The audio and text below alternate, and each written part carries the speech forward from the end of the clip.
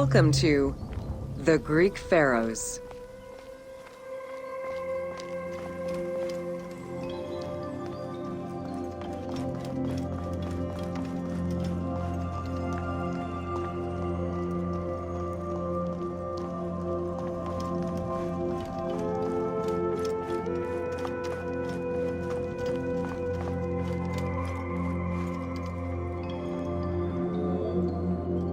Pharaohs were considered divine incarnations of the gods. As an avatar of the gods living on Earth, the pharaoh's role was to preserve fundamental values and universal harmony by removing chaos, Isfet, and ensure that justice, Mot, prevailed. The pharaoh, by divine ancestry and through multiple offerings, was the bond that unites the world of men to the world of the gods and allows the maintenance of the cosmic order.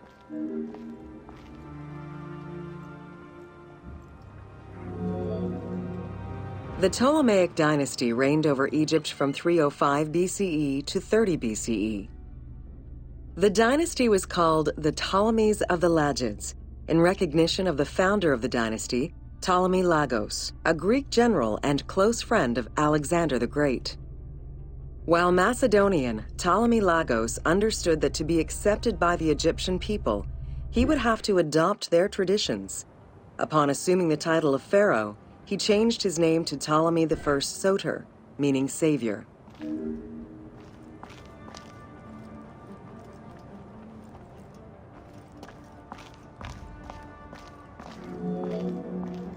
Born in 356 BCE, Alexander the Great went through a hasty education in the affairs of the kingdom before integrating into the Macedonian army, where he quickly rose through the ranks. After his father's assassination in 336 BCE, which some believed was orchestrated by Alexander himself, he became king of Macedonia. Ruler of a unified kingdom and leader of a large army, Alexander set his sights on conquest. Eager to reclaim the Greek cities of Asia Minor, he took on the Persian forces, earning victory after victory.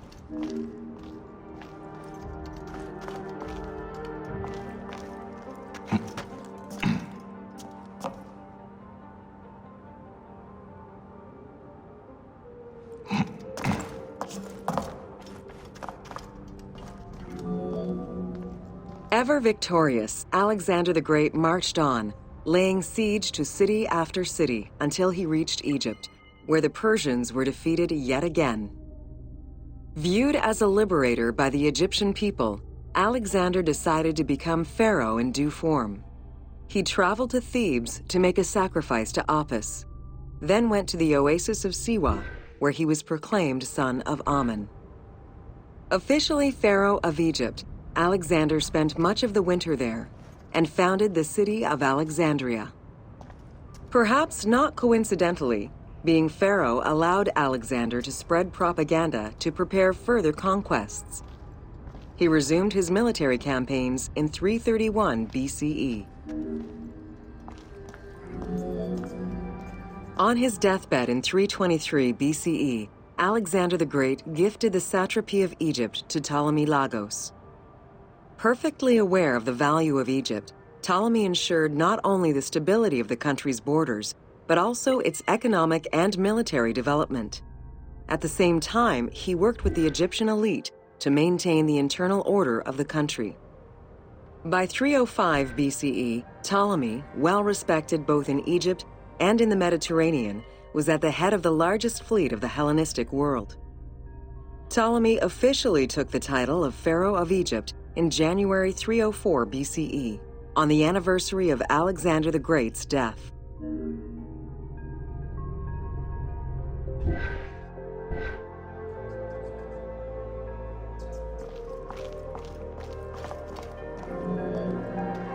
Alexander died in Babylon in 323 BCE.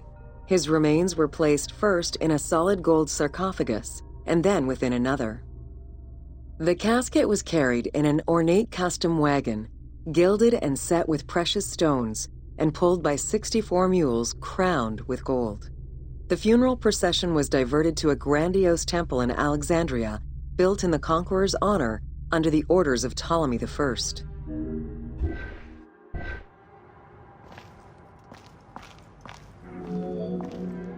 Julius Caesar visited Alexander's tomb at the capture of Alexandria, and the Roman Emperor Augustus reportedly placed flowers there. However, though many powerful leaders claim to have visited it, the tomb's location has gone missing from history. Some accounts do state that the golden coffin was replaced by a glass sarcophagus, probably by Ptolemy X. It is also implied that Cleopatra may have plundered the tomb in a time of financial crisis.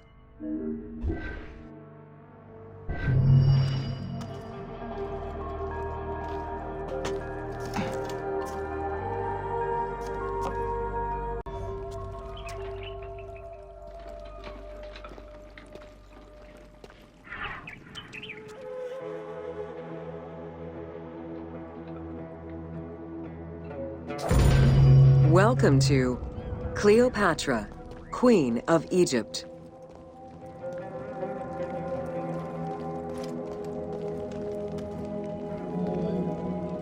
Cleopatra VII Theophilopator ascended the throne in 51 BCE at the age of 18. Though her early attempts to maintain power were often challenged, she eventually prevailed and became the sole ruler of Egypt. According to Plutarch, she was the only Ptolemaic pharaoh to speak the Egyptian language. Her intelligence, coupled with a good education and a great political mind, allowed her to make the alliances necessary to maintain the independence of Egypt while Rome was becoming a Mediterranean empire.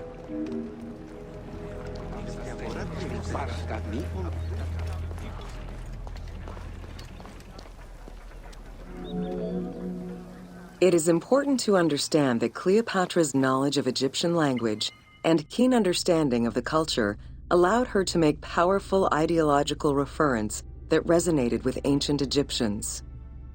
By associating herself with the goddess Isis, the Divine Mother, Great of Magic, and repository of divine essence, Cleopatra firmly established herself as the protector of the two lands and legitimized her place on the throne.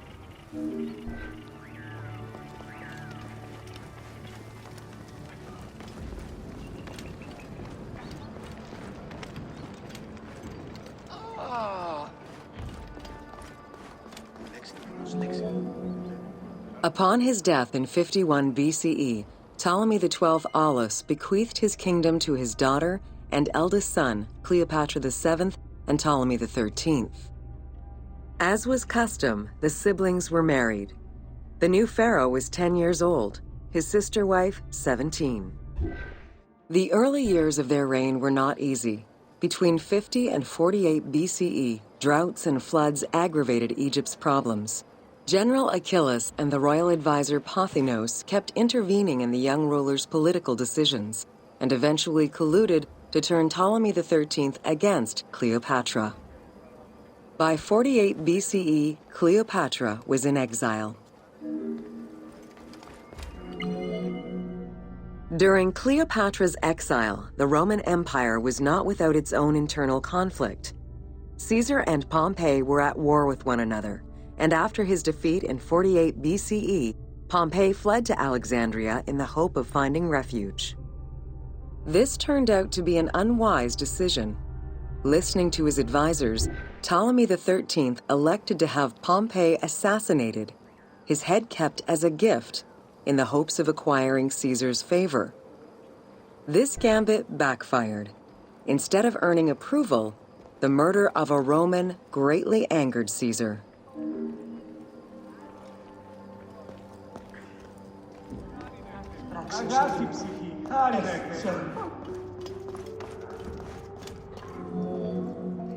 Cleopatra, aware of Caesar's anger against Ptolemy for the murder of Pompey, decided to take advantage of the situation. She returned to Egypt in secret, hoping to establish an alliance with one of the most powerful men of the time. Outside of the legend, where she had herself smuggled into his quarters in a carpet, what exactly happened during that fateful meeting remains a mystery. However, Caesar seemed to see a better ruler for Egypt in Cleopatra than in her young and too easily influenced brother. Invoking Ptolemy XII's will, Caesar attempted to mediate peace between the siblings.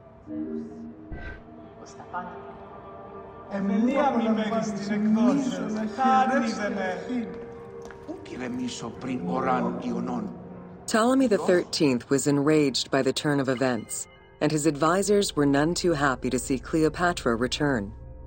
Urged on by General Achillas and Pothinos, the young pharaoh plotted against Caesar and Cleopatra, resulting in the Siege of Alexandria in 47 BCE. It was in March 47 BCE that Caesar defeated Ptolemy XIII's forces. The young pharaoh drowned in the Nile after having fled the battlefield. With her opponents dead or powerless, Cleopatra married her other much younger brother, Ptolemy XIV, and finally claimed the throne of Egypt for good. The end of the Alexandrian War also cemented the romantic and political alliance between Cleopatra and Caesar. In June of 47 BCE, Cleopatra gave birth to a son, whom she called Caesarion. Caesar did not accept the boy as his heir, choosing instead his nephew Octavian. Nonetheless, on his return to Rome, Caesar invited the queen and her brother husband to stay in the city. Her presence still drew much disapproval from the Senate. Always a strategist, Caesar left 4 legions in Egypt and a man he trusted to direct Egyptian affairs, giving him control of the wheat supplies essential to Rome. Cleopatra and her entourage remained in Rome until March 44 BCE, when Caesar was murdered.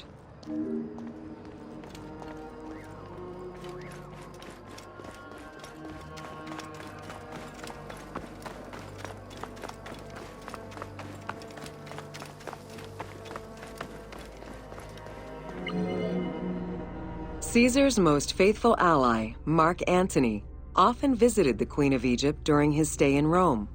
Unlike most, he recognized the legitimacy of Caesarion, the natural son of Caesar.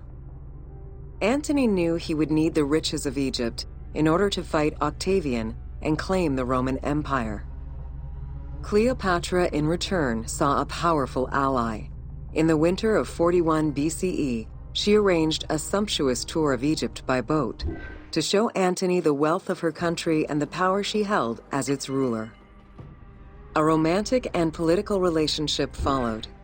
The Roman Senate was once again most displeased.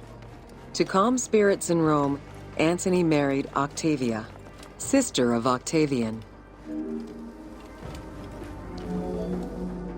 Despite his marriage to Octavia, Antony remained Cleopatra's lover, and she gave birth to their children. Cleopatra increased her kingdom's territory and started a political propaganda alongside her lover in Egypt and beyond.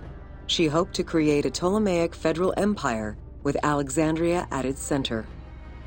Antony eventually repudiated his Roman wife for the Egyptian queen, much to the dismay of the Roman elite.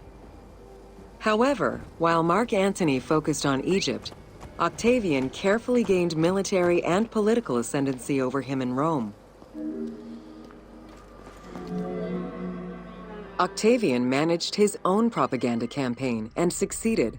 The Roman people hated Mark Antony and Cleopatra. To avoid the censure still inherent in attacking a fellow Roman, Octavian simply declared war against Egypt. Rome's power still reigned supreme. The powerful Egyptian fleet, led by Cleopatra as well as Mark Antony's forces, were defeated in 31 BCE in Actium. Octavian arrived in Egypt in 30 BCE to formalize his victory. The following events remain difficult to confirm due to the many versions and legends around them. It is believed that after hearing a rumor about Cleopatra's suicide, Mark Antony committed suicide himself. He was brought to the queen as he slowly passed away. Knowing that Octavian would have her chained and paraded through Rome in defeat, Cleopatra planned her own suicide. She most likely killed herself with arsenic, though admittedly, the version where she uses an asp to deliver a fatal bite may be considered more dramatic. What happened to the body of Cleopatra is still a mystery.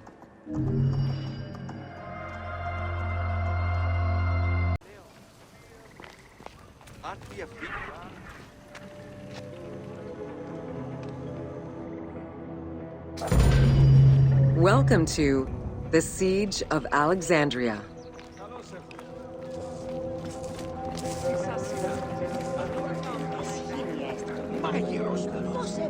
Among the collection of writings attributed to Julius Caesar are his descriptions of the Siege of Alexandria, the Gallic Wars, and the commentaries on the Civil War. These archives contain information on different campaigns, the Wars of Alexandria, Africa, and Spain. Each of them recounts Caesar's military activity from 58 BCE to 45 BCE. Though Caesar's documents remain a main source of information, it's important to note that the perspective is limited. It is necessary for other historical documents to be taken into consideration to provide a better understanding of events.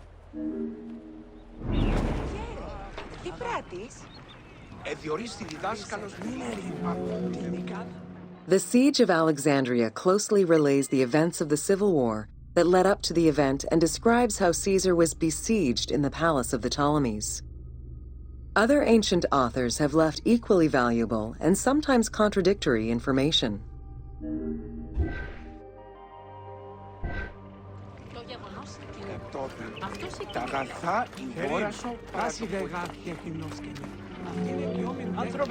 In the events leading up to the Siege of Alexandria, Cleopatra VII and her brother were fighting over control of Egypt.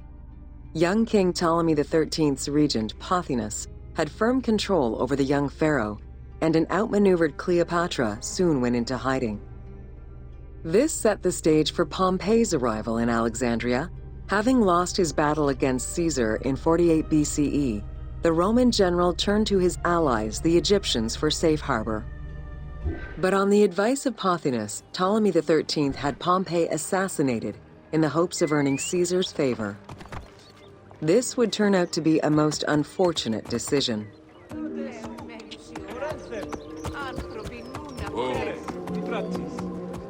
Upon his arrival in Alexandria, Caesar was presented with Pompey's head. The sight of a Roman murdered by Egyptians did not sit well with him. Caesar made his displeasure clear, ordering the return of Cleopatra, and for the siblings to resolve their differences and resume their co-rule of Egypt, as per the will of their father. Neither Pothinus nor Ptolemy XIII wished to accede to this demand. While doing his best to aggravate Caesar, Pothinus secretly plotted against the Roman ruler and sent word for Egyptian general Achilles to bring his 20,000 men to fight on his behalf. While Pothinus plotted against Caesar, Cleopatra made a bold move.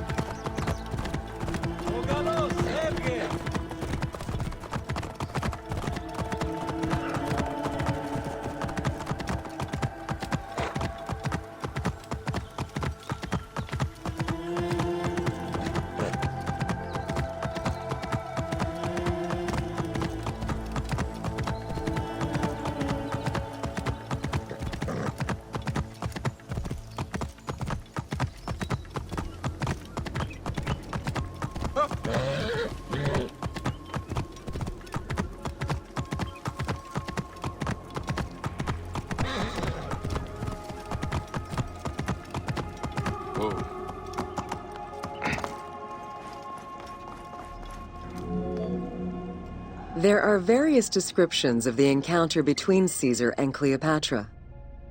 One report states that she snuck into the palace alone at night. Another account claims she was accompanied by an ally and was brought inside the palace wrapped in a carpet bag. Though exactly what happened at this fateful meeting is up for debate, what is known is that Cleopatra met with Caesar and earned his approval. Pothinus and Ptolemy XIII were most vexed with this turn of events.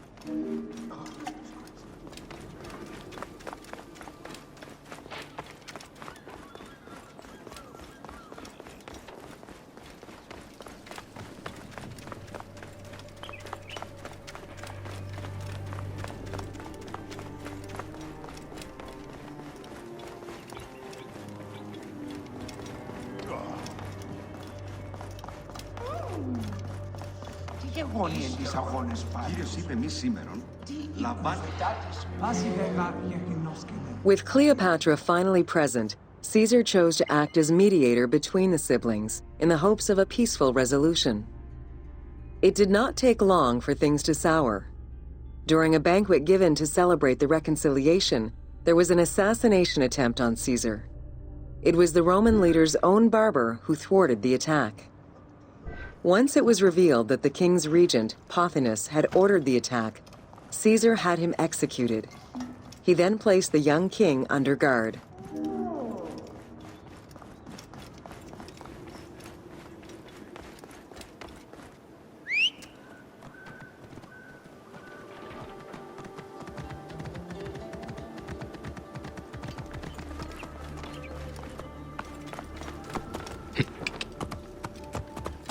Whoa.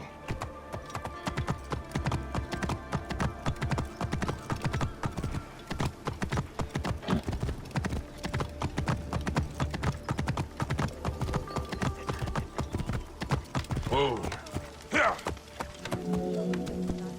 Caught within the palace with roughly 4,000 troops, and with the knowledge that the arrival of enemy forces was imminent, Caesar sent for help from Syria, Rhodes, and Cilicia. He ordered his men to dig a ditch around the palace and build a wall leading to the harbor. This would ensure Caesar's access to the sea. When Egyptian General Achilles arrived in the city with 20,000 men, the battle for Alexandria began. Whoa. Yeah.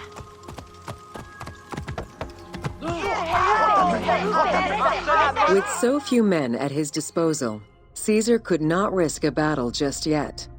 He sent ambassadors to Achilles in the name of Ptolemy to propose a truce. Knowing that the orders did not come from the young king, and angered by the pharaoh's imprisonment, Achilles had the messengers assassinated. With Caesar confined within the palace, Achilles positioned his troops around the city. Skirmishes broke out throughout the streets of Alexandria and went on for several days and nights. Though they were outnumbered, Caesar's men were able to hold the enemy back. This prompted Achilles' next move: capture the Roman fleet stationed in the harbor.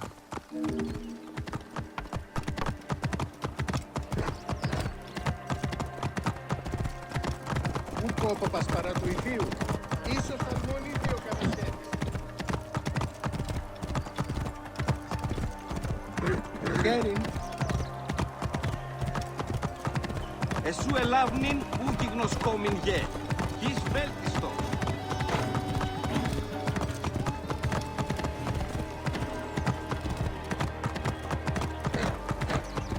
Ιδιότην, ελάβνην ούκυγνος της.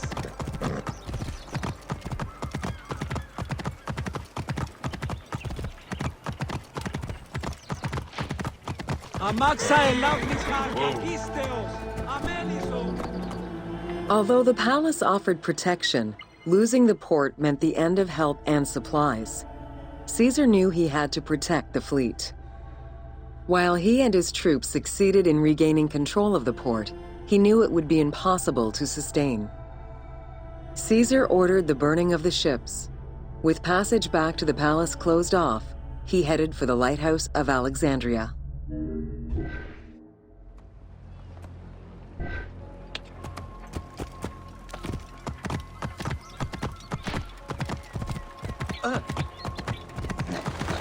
Whoa. Fighting their way through the Egyptian troops, Caesar and his men eventually reached Pharos Island. There, they took refuge within the lighthouse. With easy access to the open sea, Caesar was able to send messages to his allies requesting reinforcements and more supplies. The island fort also allowed him to control access to the harbor by relying on the chains used by the Egyptians to control ship traffic to and from Alexandria's docks. Whoa. The exact chronology of events during the war in Alexandria remain imprecise. Conflicting accounts raise questions as to when, and even if, the Great Library of Alexandria was burned down at all. One account states that during the fighting, docks and warehouses were burned, and this was the fire that spread to the library. In either case, the Great Library was not completely destroyed. Experts point out that its location was too far from the harbor, and much later texts refer to the Great Library as being intact. Warehouses near the harbor contained manuscript copies awaiting export, and it is more likely that these documents were destroyed than the Great Library itself.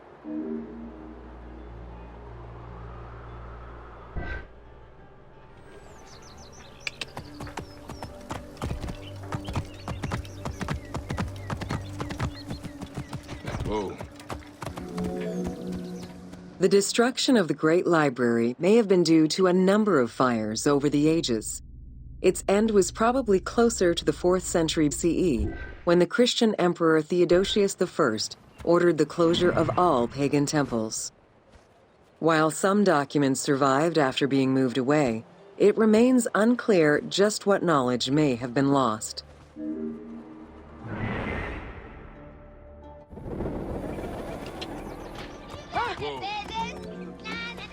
Where there are accounts of Achilles being in control of the battle against Caesar, it appears that instead Cleopatra's sister, siding with her brother, had him killed and put her ally Ganymedes in his place.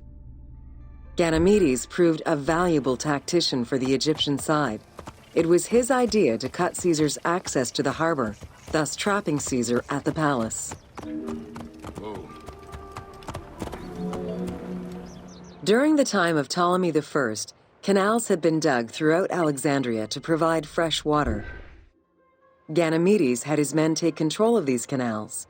After isolating their own water supply, he had his men pour salt water into the canals and cisterns that led to Caesar's camp.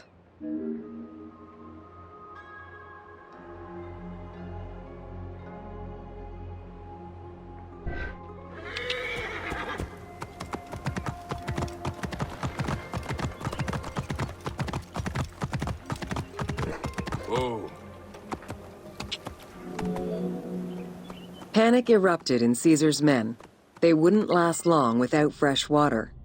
Recognizing that the porous limestone could help them, Caesar and his men dug wells to restore their water supply.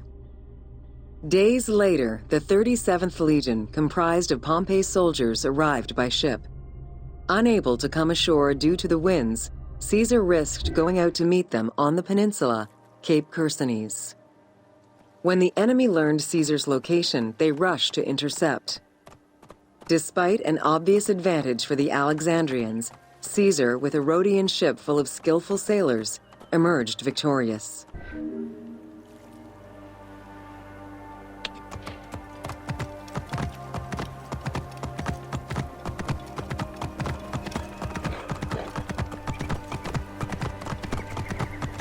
Whoa. With help from the Allied ships, Caesar's victory enabled him to push the Egyptians back and secure the lighthouse. Gaining control of Pharos Island sent the Alexandrians into the sea and swimming back to the city. However, Caesar's fortification of the island didn't last long. The enemy regrouped and were set to storm the island. Panic-stricken, in spite of Caesar's encouragement, many of his men then fled their posts, either by ship or jumping into the sea.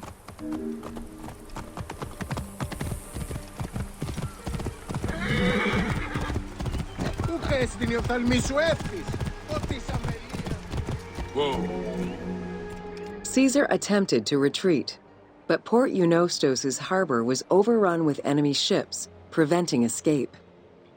Reportedly, Caesar gathered his papers and leapt overboard in an attempt to swim to an Allied ship farther out. Historian Cassius Dio claimed that Caesar would have drowned if he hadn't been able to remove his purple garment. Still, he managed to swim the distance and survive. The Alexandrians recovered the cloak and used it as a trophy to commemorate the Roman debacle. Whoa. Unhappy with Ganymedes and wanting their king restored, the Alexandrians approached Caesar with a compromise. Caesar agreed to release Ptolemy XIII after entreating him to spare the kingdom and remain loyal to Rome. Once freed, however, the king defied the agreement and continued the war.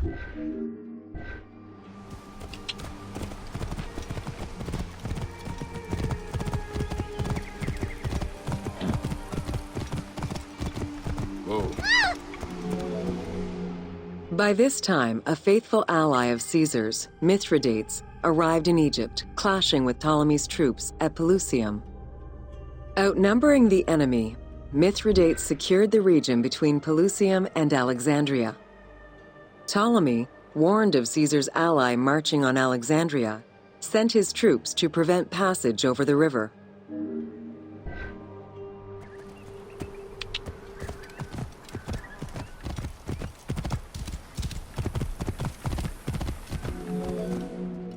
Mithridates warned Caesar in time, and the two groups confronted the armies of Ptolemy in the Delta. In the Battle of the Nile, the Romans gained the upper hand, sending the Egyptians fleeing. In the tumult and panic, King Ptolemy XIII drowned in the Nile.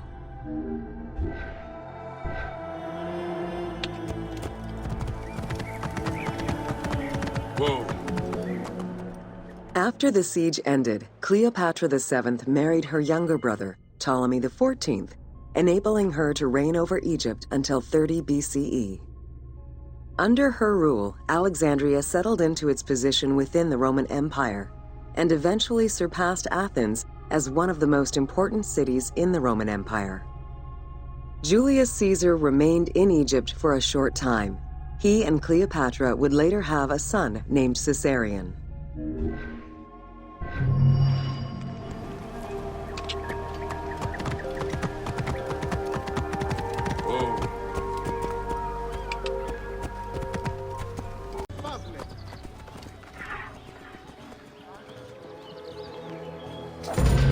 Welcome to Introduction to Alexandria.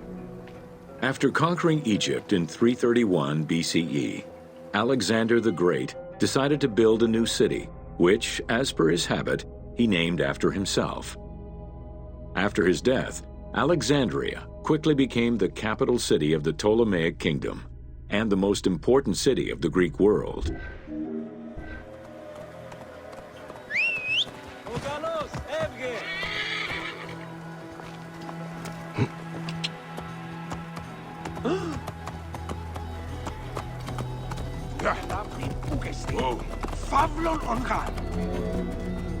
The city was built between the Mediterranean Sea and Lake Mareotis, which resulted in Alexandria becoming a crucial cultural hub and trading center.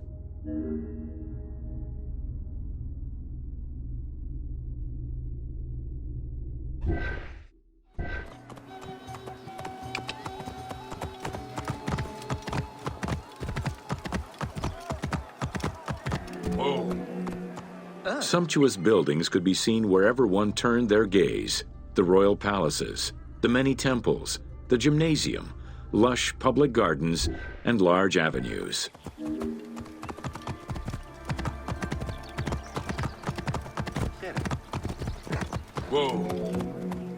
With its incomparable beauty and advantageous geographic location, Alexandria attracted foreigners, intellectuals, and traders. One of the most cosmopolitan cities of the ancient world, Alexandria supplanted even Athens as the most important Greek city in history.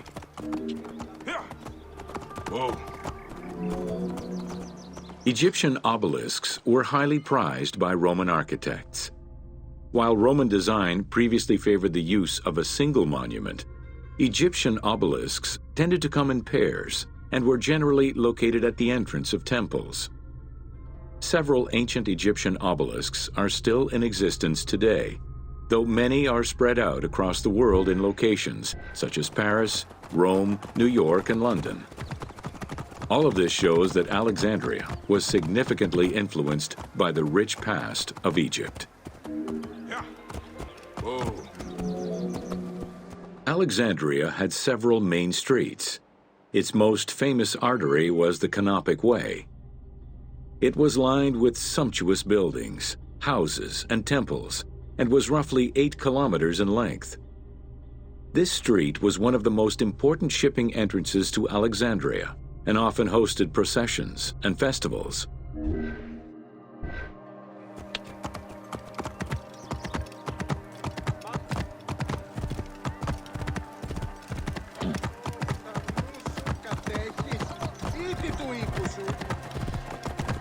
Whoa.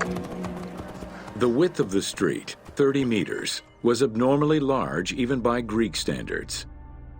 This is likely because the Canopic Way was made in a short span of time and based on an urban plan, as opposed to being slowly built over time, as was usual for the era.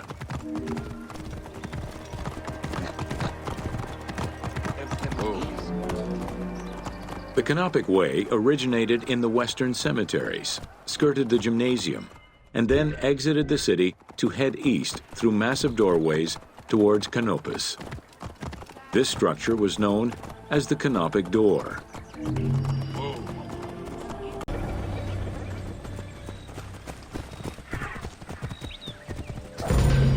Welcome to Alexandria, planning of the city. Alexander's plan to build his great city began with a verse from Homer's Odyssey. There is, in front of Egypt, in the sea with many swells, an island called Pharos. Guided by these clues, Alexander the Great founded his future city at the western end of the Nile Delta.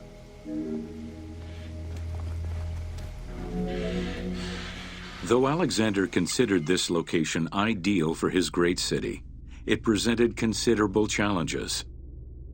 Too difficult to access during storms, the surrounding swamps threatened disease, and the limestone soil prevented the growth of healthy crops. However, due to the influence of his mentor Aristotle, Alexander the Great recognized that the true value was its strategic emplacement.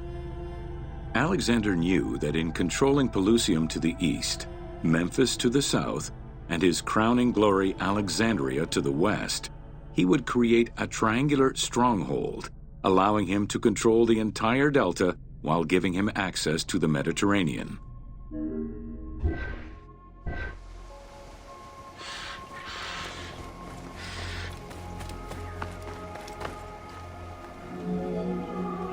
The Great Walls of Alexandria had a humble beginning.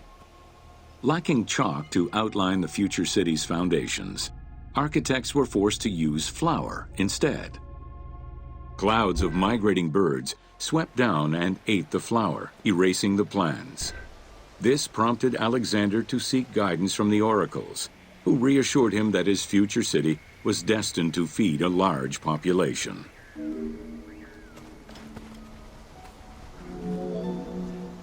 Excavations led by Mahmud Bey el-Falaki in the 19th century revealed that the wall enclosure measured approximately 5.2 kilometers in length and 2.2 kilometers in width. It was roughly 9 meters in height.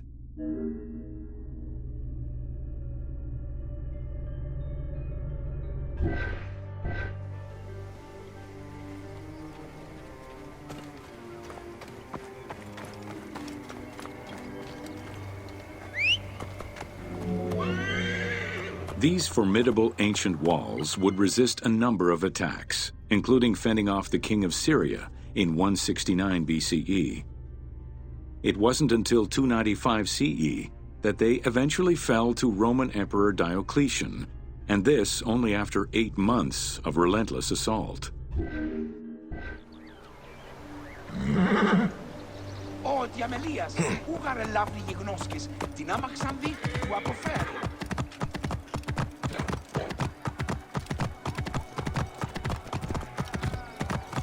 Whoa.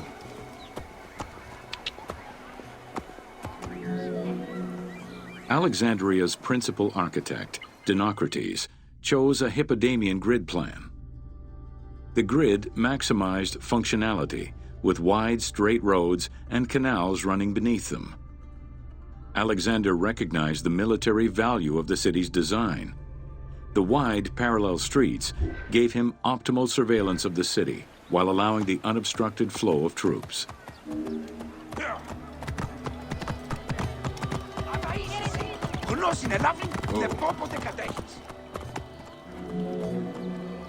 A central corridor ran from the Mediterranean's north port down to Lake Mareotis to the south.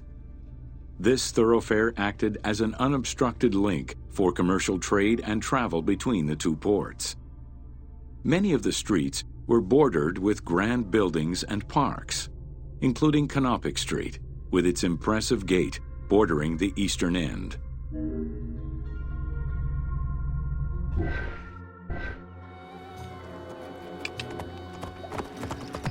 Whoa.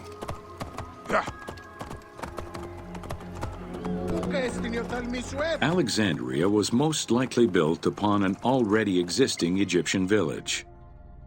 Upon its completion, the Egyptians reviled the city, refusing to call it by its founder's name. Instead, they called it Raked, the building, as a mark of disdain, which was later Hellenized into Rakotis. Despite this, the name Alexandria would remain. Whoa.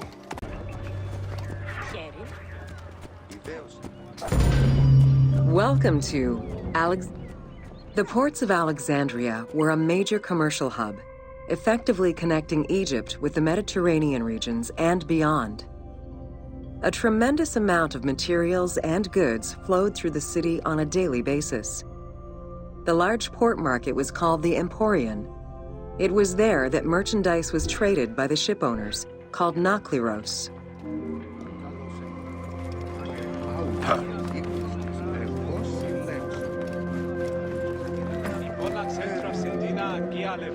Food and other artisan work streamed out of Egypt. Ceramics, glass, golden rings, and minted coinage. The local potters, using traditional Egyptian techniques, competed with those from abroad, and the textile industry flourished.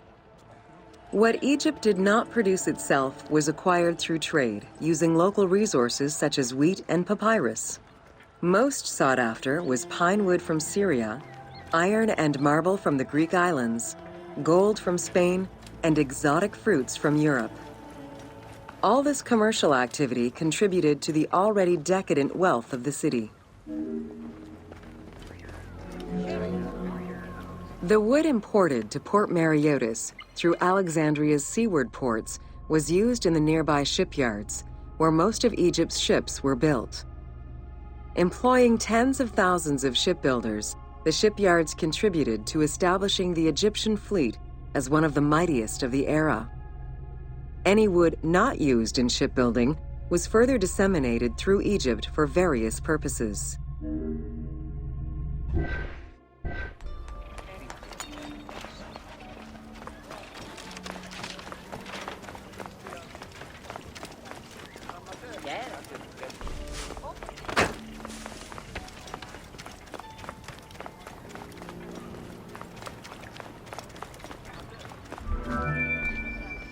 The southern port of Lake Mareotis was the biggest in Alexandria.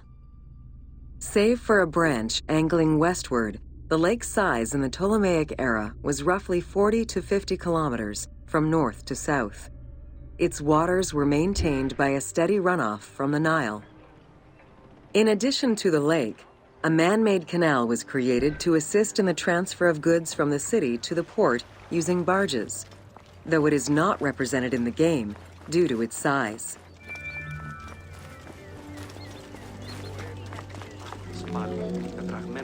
Banking was one of the most distinctive innovations brought by the Greeks to Egypt.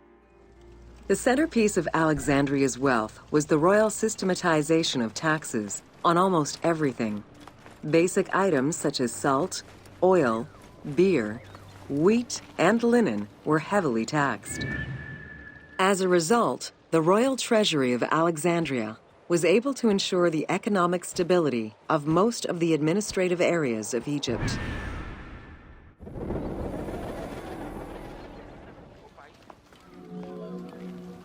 By the late 12th century, the channel feeding the lake from the Nile silted up. Lake Mareotis lost its connection to the Mediterranean, as well as most of its water, as the lake slowly evaporated to a fraction of its former size. In modern times, Lake Mareotis is being kept alive through irrigation. However, only about 17% of its original size remains.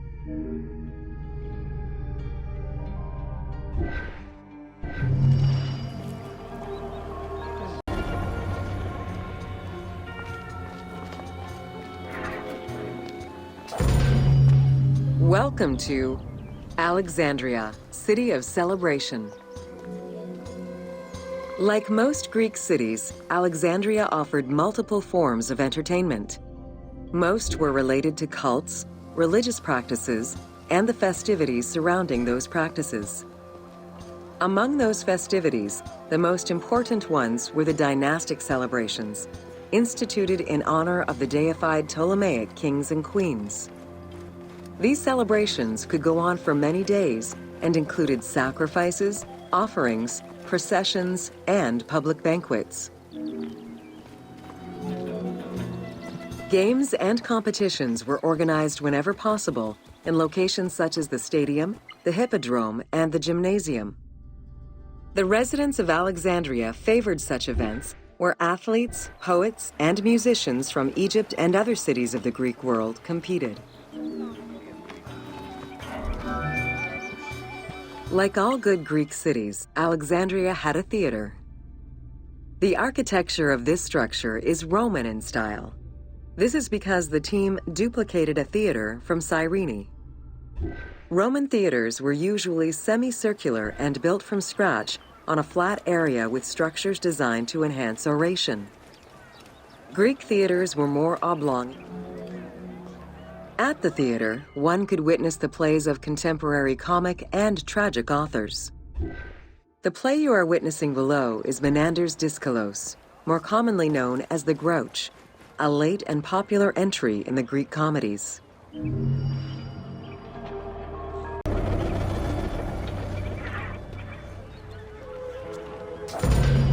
Welcome to Education in Alexandria. The education of young Alexandrians did not differ from the one generally dispensed elsewhere in ancient Greece. At the age of 7, the child was taken in charge by a tutor, who then became responsible for instilling an elementary education as well as good moral principles. Teaching was generally done outside, in the open air. In the gymnasium, students were taught not only sports, but also topics such as rhetoric, philosophy, music, and poetry, all things deemed essential to one's education at the time. Here, both girls and boys are shown attending a class given by one of the rhetoricians of the era. The team made the choice to show both genders attending class within the context of the game world. Even though it is historically inaccurate, the team felt it was not necessary to prioritize historical sexism over inclusive gameplay.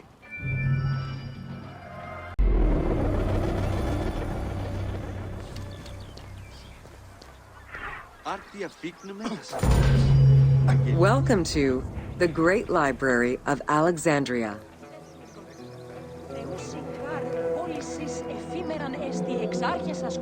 Near the district of royal palaces and within the Mouseion was the most famous library of all antiquity. The Library of Alexandria was built to house all of human knowledge. At its pinnacle, the library was believed to contain over 700,000 parchments.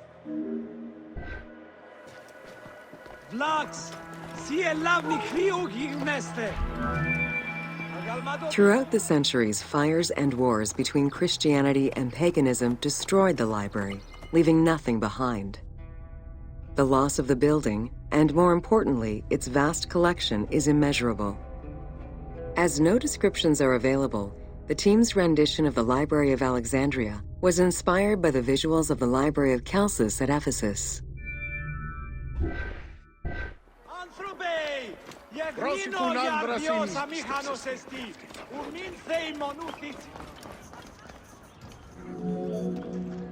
While much of the collection was purchased at the government's expense, the library also obtained books through other means.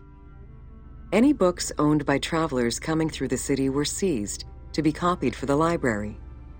The copy would then be returned to the owner, and the original entered into the library's collection.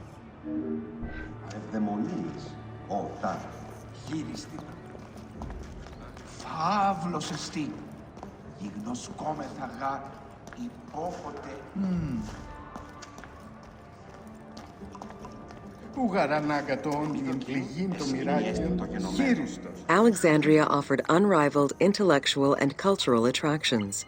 Eminent scholars from Athens, Rhodes, and other Greek centers traveled to the city to learn and engage with other free thinkers. Both the Mouseion and the library were at the center of groundbreaking ideas and creative expression.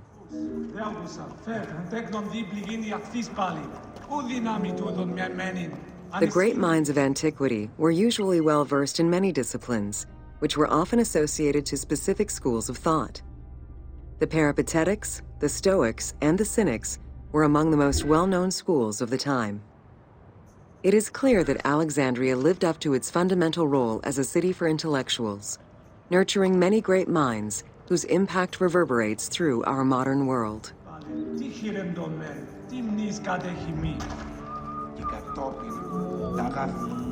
Hypatia of Alexandria was a Greek mathematician, philosopher, astronomer, and inventor. Though born in Greece, she eventually migrated to Alexandria, like many great minds of the time. It is there that she became the head of the Neoplatonist school of Alexandria. From most accounts, she was highly respected by her fellow Alexandrians, both as a teacher and a philosopher. With her death, the age of great ancient scientific discoveries came to an end.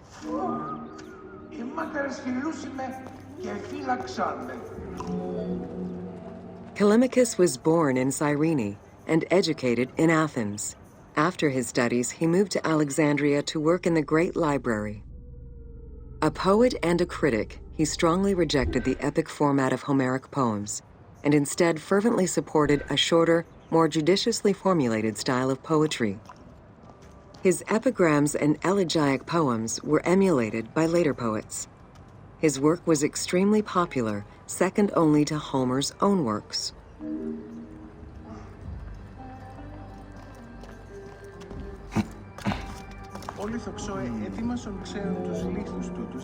It was in Alexandria that mathematician Euclid, the father of geometry, wrote the Elements, laying out the foundational work of what would become modern algebra and number theory. Euclidean geometry would become one of the most influential systems in the evolution of mathematics.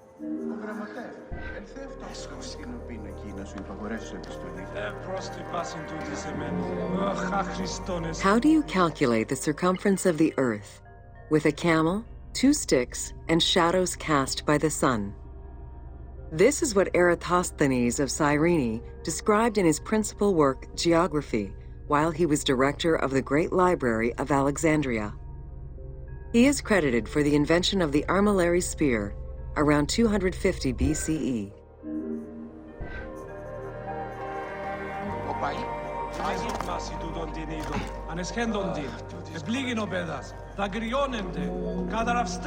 The earliest known and most complete armillary sphere of antiquity was the Meteoroscopion of Alexandria, with an imposing 9 rings compared to the 3 or 4 of most other astrolabes. Known as the zodiac krikatoi amongst the Greeks, the Meteoroscopion was used to determine the location of celestial bodies around the Earth. Every self-respecting astronomer of antiquity would have sought to use this tool to better understand the celestial movements.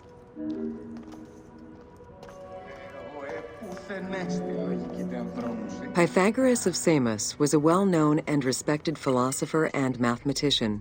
He is best known for the Pythagorean theorem. However, there is proof that the theorem existed in Babylonia and India long before Pythagoras was born, casting some doubts as to who exactly originated the theorem.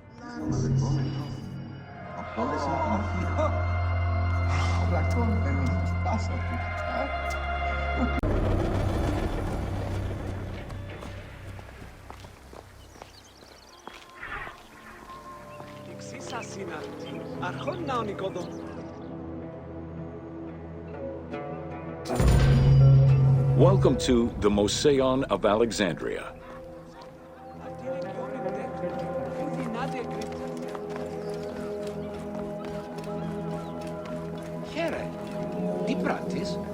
The Mouseion was a sector of the city commissioned by Ptolemy I to rival Athens' Academy as an institute of intellectual pursuit.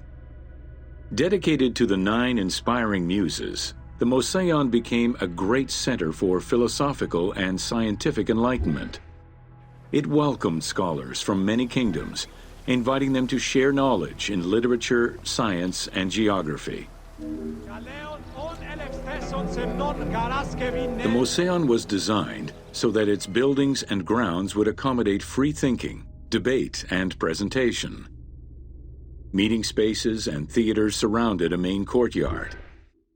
Expansive gardens were filled with exotic plants that aided in the study and supply of herbs and medicines. A zoo offered the study of animal behavior and physiology. Also among the Mouseion's many star attractions was its astronomical observatory. Herophilus was a physician who lived most of his life in Alexandria. He was able to perform the dissection of human cadavers on a large scale due to the permissiveness of the city in such matters. Among many other discoveries, he learned that the brain was central to the human nervous system. He also extensively mapped the blood system and measured the pulse with the aid of a water clock. It is reported that in his thirst to understand human anatomy, he performed 600 vivisections on live prisoners.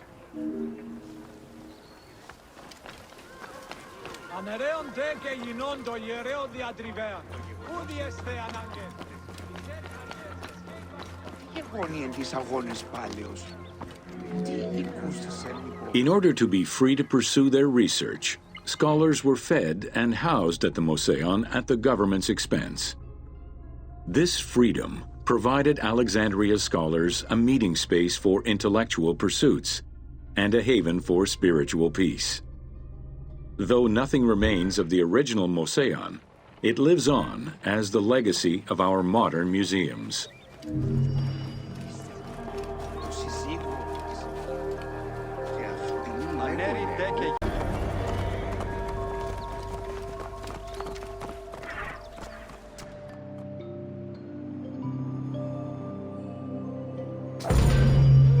Welcome to the Serapeion of Alexandria.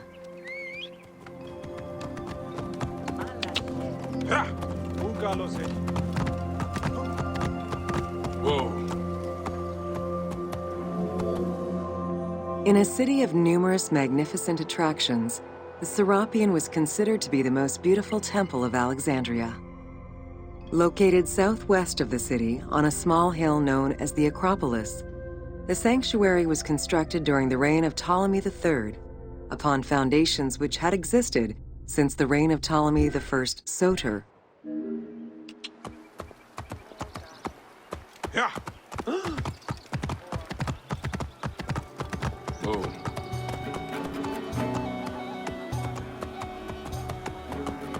Yeah.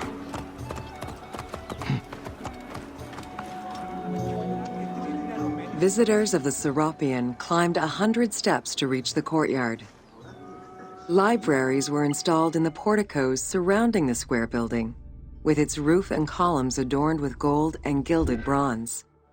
Pharaohs were generous to the temple, as were several Roman emperors after Egypt's conquest. An inner temple housed the statue of Serapis, dedicated to healing the sick.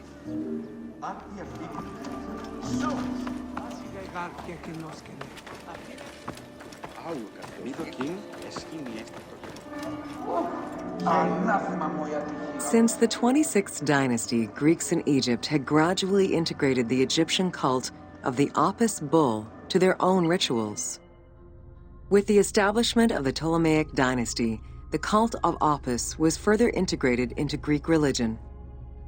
During his rule, Ptolemy I chose to merge Egyptian and Hellenic gods into a syncretic divinity named Serapis.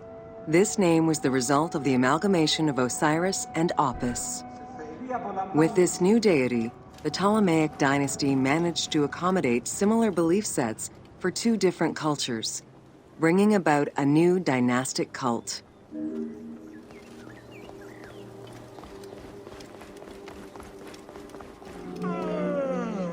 Serapis was also associated to other deities, including Asclepius, a Greek god of healing.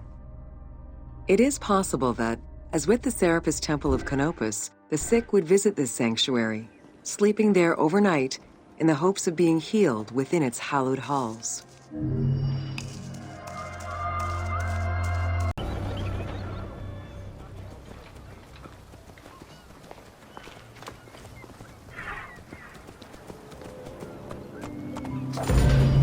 Welcome to the Islands of Pharos.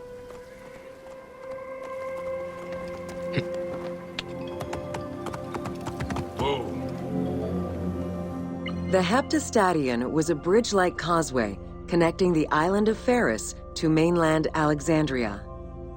Its name is based on the Greek terms of measurement, hepta, meaning 7, and stadion, which is a measure of length of roughly 180 meters.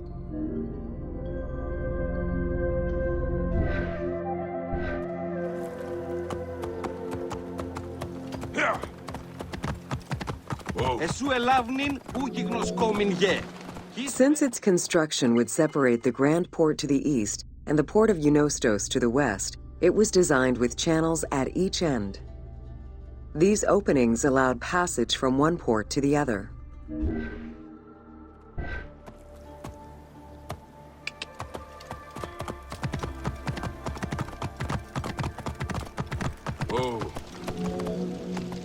Along with creating separate harbors for the commercial and military shipping, the causeway served as a main aqueduct for the island's inhabitants. Its presence also helped protect the island and its ports from rough wind and sea currents. At the end of antiquity, the Heptastadion disappeared under layers of silt and soil, which formed an important sedimentary deposit.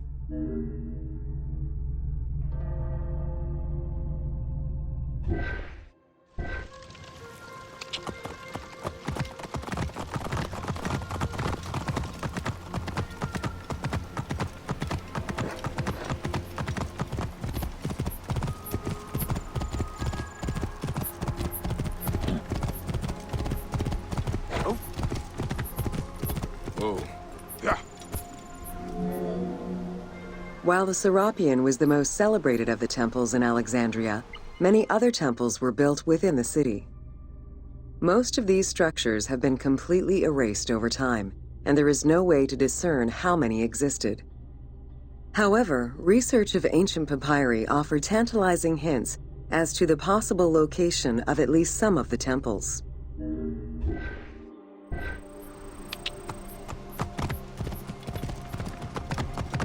Whoa. Both papyri and coins reveal evidence of many temples built for the gods.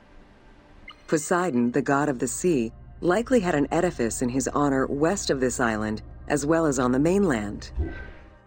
This temple next to you is dedicated to Islet Pharia, the divine protector of the lighthouse. This location hosted annual celebrations in the month of April, known as the Sacrum Pharia, in connection to the lighthouse.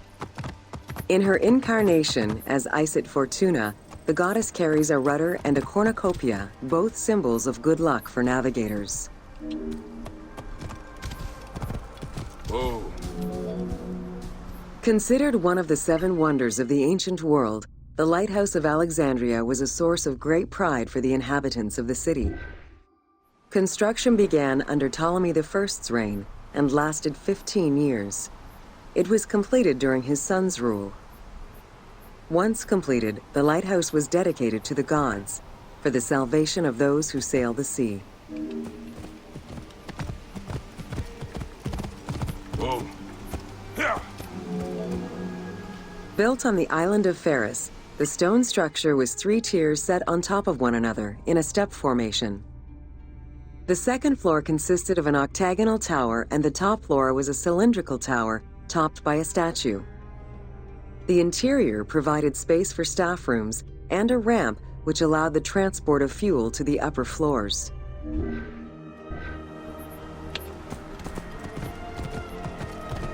Whoa. Essential to safe navigation through the rifts and shallow waters, the Pharos was a functioning lighthouse with a beam reportedly visible 50 kilometers away. It's unclear what kind of fuel was used or how much. Any other details of how the light worked remain a mystery.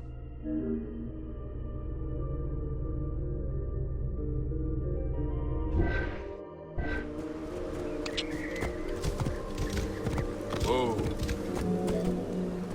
For several centuries, the Pharos was one of the highest monuments ever built by man. It measured roughly 110 meters in height, compared to the Pyramid of Giza, which was around 140 meters tall. Gradually, the structure was eroded by earthquakes and then completely destroyed in 1480 CE, when a fort was built over it.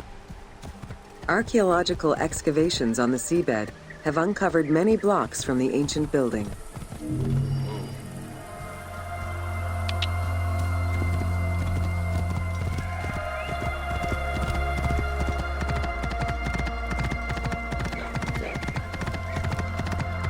Whoa.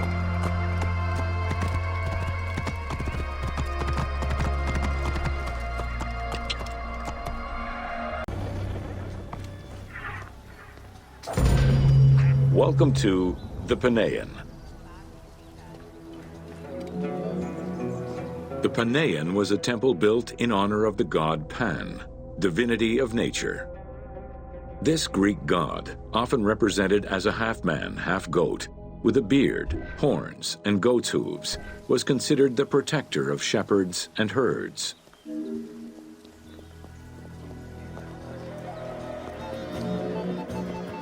Pan's attribute was his namesake musical instrument, the pan flute.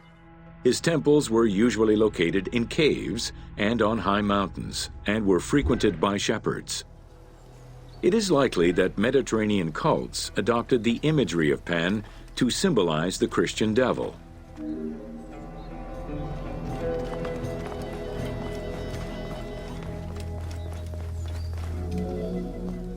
To give proper honor to the god, Alexandrians built an artificial hill upon which they housed his temple to compensate for the flat relief of the city. The artificial mound had the shape of a spinning top or a pine cone, which was accessed by a spiral staircase. The top had a panoramic view of the entire city. Only such heights would be fitting for a mountain god.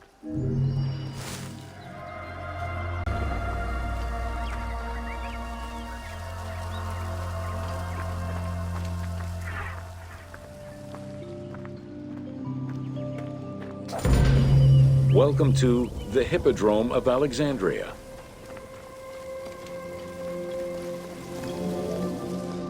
The main hippodrome of the city was called the Legeon, in honor of Lagos, the ancestor of the Ptolemies. Alexandrians were great lovers of horse racing. They were fascinated by the rivalry of these races, the agon, as it was said at that time, that every competition brought. It was a struggle for glory. The most important chariot race was the Tethrapon.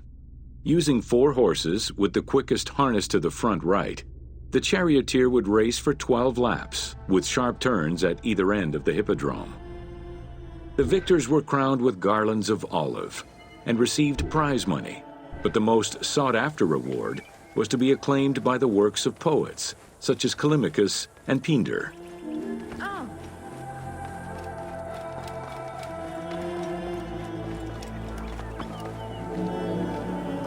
Ye hymns that rule the lyre, What god, what hero, aye, and what man shall we loudly praise? Verily Zeus is the lord of Pisa, and Heracles established the Olympic festival, while Theron must be proclaimed by reason of his victorious chariot with its 4 horses, Theron, who is just in his regard for guests, and who is the bulwark of Akragas, the choicest flower of an auspicious line of sires, whose city towers on high, bringing wealth and glory to crown their native merits.